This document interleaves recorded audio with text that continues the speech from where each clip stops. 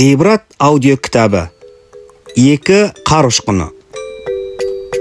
Қыс айы. Жапалақтап қар жауып тұр.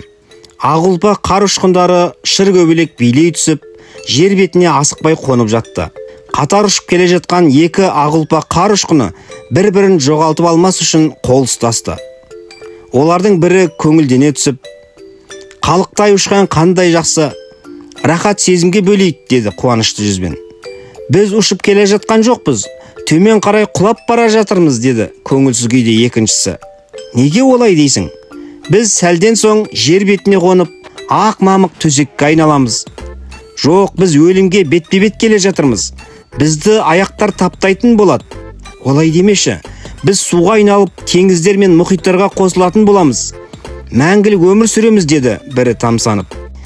Жоқ, біз еріп мәңгілікке жоғаламыз, деп қамықты екіншісі. Екеуі жер бетіне жақындаған соң, әңгімелерін аяқтап, қолдары ажырады да өз жөндеріне кетті. Содан соң әрқайсысын өздері таңдап алған тағдырлары күтіп алды. Жақсы сөз жарым ырыс деп бекер айтылмаса керек. Орыс тілінен тәржімалаған Талғат Өтепов. Оқыған Оңғар Құрал.